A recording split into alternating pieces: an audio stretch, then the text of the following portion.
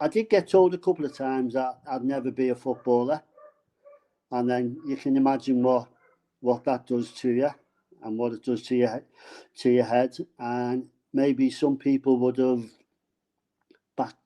backed off and not entertained it, but I wasn't that sort of guy that wanted to do that. I wanted to be a footballer. So as I say, I really dug in and tried to prove them people wrong, which hopefully I did, but not at the top level where some people end up. I wonder if you could tell me a little bit more about those conversations about people saying you'd not make it, because as you say, that must have been the wonderful motivation for you. Yeah. But what were those conversations like? Was that while you were at Tranmere? Was it when you were at Everton? What happened? It was when obviously I was at Everton, and that was the kicker. I think it was a guy called Ray Minchell, I think it was, or something like that. And he told me, he pulled me aside and he said, "You'll never be a footballer." And I just looked at him and said, "All right, okay, yeah." And that was it. And that was the main one. That was the main one. Really, that did it.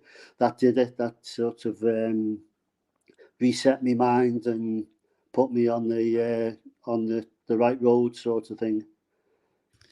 And what is absolutely remarkable is from that game against York, you do not miss a single game in your first season at Tranmere. I mean, you made that spot in the Yeah, team yours incredibly quickly. yeah, yeah. I think what was it? I think it was nearly 2 years. I think I went without missing a game. I'm not sure, but uh, I didn't get sent off or anything like that. Well, I did do. I think I got sent off 5 times. I think eventually, but yeah, it was great. I just enjoyed the time that I had. It was super. It's I'm, always it's always there. I always think about it and what things that we did and all that. I'm just looking it up. You are absolutely spot on. So from your Good. debut, 29th of August 1981, you do not miss a game until the 7th of May 1984, when Tranmere lose 1-0 at Reading. Was it? It's absolutely staggering. Yeah. You must have been incredibly fit, but also, is this an era, do you think, where people, if they had a little bit of a knock or a little bit of a strain, they were more inclined to play through it than they are maybe today? Yeah. That's one of the things that winds me up today, watching today's football type of thing. The players are they're just not so well. They're not built like we used to be in the old days when you could take a tackle or you could tackle people and you could put your arms out and stuff like that. It's the game's just totally changed altogether now. Totally different game. I'd most probably wouldn't be able to play now in this day of age because of Why? the pace and the way me mental brain was thinking about tackling and things like that. So it's totally different game. Totally.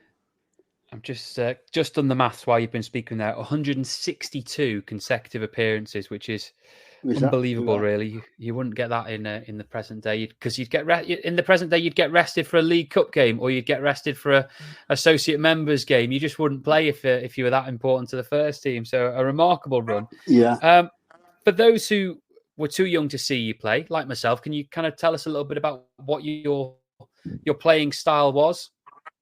Um, People say I wasn't the best player on the ball, but I knew where to pass the ball.